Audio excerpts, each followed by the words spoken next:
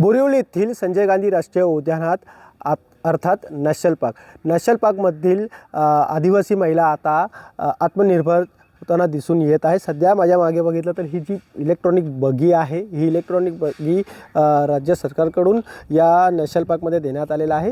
ही जी बगी आहे ही आदिवासी महिलांकडून हे चालवण्यात येत आहे। सध्या आपण हे बघतो जे आहे महिला आहेत, या महिलांच्या हातीत हे बगी देण्यात आलेलं आहे।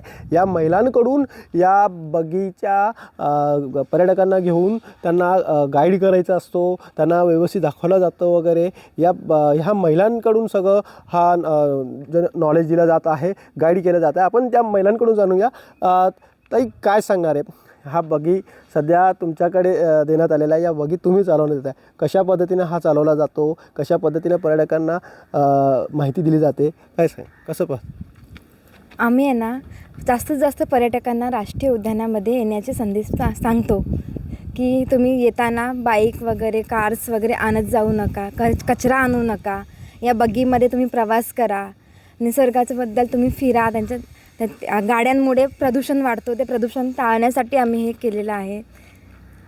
तुम्हाला या ज्या रोजगार दिलेला आहेत या सरकारकडून, कशा पद्धतीने रोजगार दिलेला आहे आणि कसं सुचलेलं आहे? आम्हाला रोजगार हे आमचे श्री RFO महाजन सर यांच्याकडून आम्हाला धन्यवाद देतो आणि त्यांचं अभिनंदन करतो की आदिवासी महिलांसाठी सरांनी हे राबवलं आणि आम्हाला रोजगार पण चांगला मिळतो। त्यांनी आम्हाला हे केलं आहे की त्यांनी की आदिवासी महिलांना पण एक रोजगार आणि एक त्यांना संधी मिळावी की नॅशनल पार्कमध्ये कसं पब्लिकला गाईड करावं, कसं त्यांच्याशी गोष्टी करावं, काय त्यांना सांगावं, काय काय गोष्टी। आणि त्याच्यामध्ये म्युझियम आहे, सगळे जे ठिकाण आम्ही फिरतो पब्लिकांना, याच्यामध्ये की पब्लिकांना आम्ही एखादी गोष्टी समजवत येतो की इथे या ठिकाणी हे सगळं बघण्यासाठी प्रदूषण नका करू किंवा कचरा नाही करायचा। ही इलेक्ट्रिक बग्गी आहे आणि कॅन्डीजसाठी बससुद्धा आहे। आम्ही जे इलेक्ट्रिक गाड्या त्याविषयी आम्ही पब्लिकांना गाईड करत असतो आणि त्यांना आम्ही सांगतो नॅशनल पार्कमध्ये येत जावं आणि जास्तीत जास्त आनंद मिळतो पब्लिकांना। आणि आम्ही कित्येक पब्लिक फिरवतो, त्यांच्याकडनं पण आम्ही या गोष्टी ऐकतो की आम्हाला नॅशनल पार्कमध्ये खूप आनंद मिळतो आणि खास मग ते महिला चालवतात त्या पण त्यांना खूप आनंदाच्या गोष्टी वाटतात पब्लिकांना की महिला चालवतात आहे।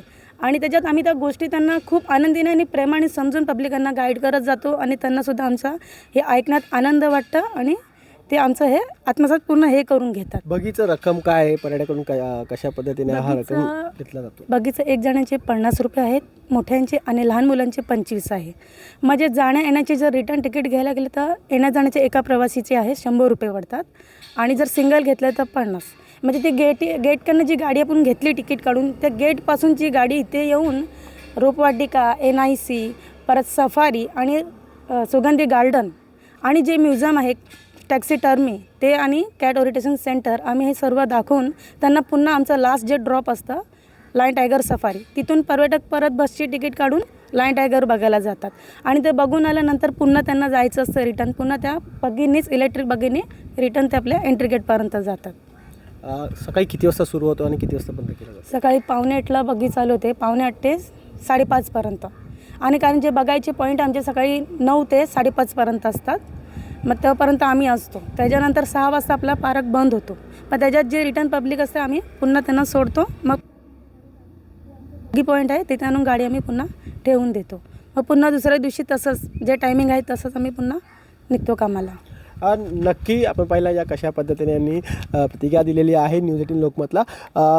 पर्यटकांना हेच एक आवाहन केलं जातं आहे की आपण जरूर या, पण येताना कुठलाही वाहन घेऊन येऊ नका। या इलेक्ट्रॉनिक बगीचा तुम्ही एक मजा घ्या, या महिलांकडून माहिती घ्या, या सफारीची तुम्ही या निसर्गाची काळजी घ्या।